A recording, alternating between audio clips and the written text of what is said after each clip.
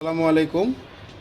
আমরা আজকে দেখব যে ইউনিভিউ ইউনিআর্স পিটি ক্যামেরা আমরা কম্পিউটার ছাড়া মোবাইলের মাধ্যমে কিভাবে আনবাইন্ড করতে পারি। দেখুন, আমাদের রাউটারের সাথে ক্যামেরাটা কানেক্টেড আছে, কোনো কেবল কানেকশান, ল্যান কেবল কানেকশান নাই।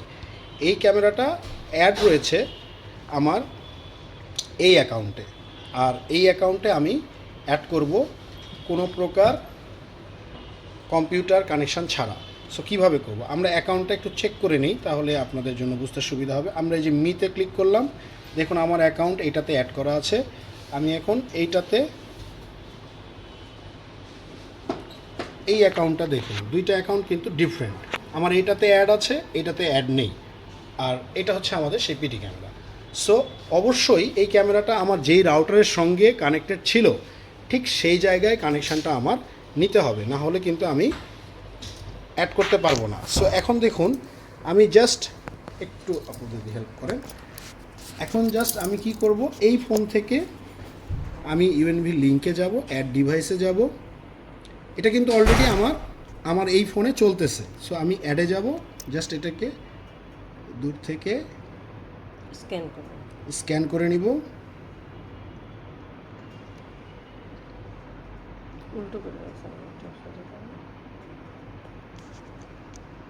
স্ক্যান করে নিলাম। স্ক্যান করে নেওয়ার পরে আমি অ্যাড ডিভাইসে ক্লিক করব। এখানে দেখুন কথাটা লেখা দেখাচ্ছে, এটা অলরেডি আমার ওই যে ইমেল অ্যাড্রেসটা দেখালাম সেইটার প্রথম অক্ষর এবং শেষ অক্ষর দেওয়া আছে। আনবাইন্ড ডিভাইস বলছে, আনবাইন্ড ডিভাইস দেব। এবং আমার এই মোবাইলটা কিন্তু সেম ওয়াইফাইয়ে কানেক্টেড থাকতে হবে, এই ওয়াইফাইয়ের সাথে ক্যামেরাটাও ওই ওয়াইফাই কানেক্টেড থাকতে হবে। যদি না থাকে তাহলে অবশ্যই রাউটার থেকে একটা কেবল এখানে কানেকশান দিতে হবে। সো এখানে আমি যেটা অ্যাডমিন পাসওয়ার্ড ক্যামেরার 1 2 3 4 5 6 ওকে দিব। Device unbound successfully. এখন আমি এই ফোনে দেখব, একটু পরেই দেখবেন আমার এই ডিভাইসটা আনবাউন্ড হয়ে গেছে। আমি আবার যদি অ্যাডে ক্লিক করি, আবার যদি আমি ক্যামেরাটাকে স্ক্যান করি অ্যাড করার জন্য, দেখুন। সো আমার এটা অফিস ওকে, ক্যামেরাটা কিন্তু আমার চলে এসেছে।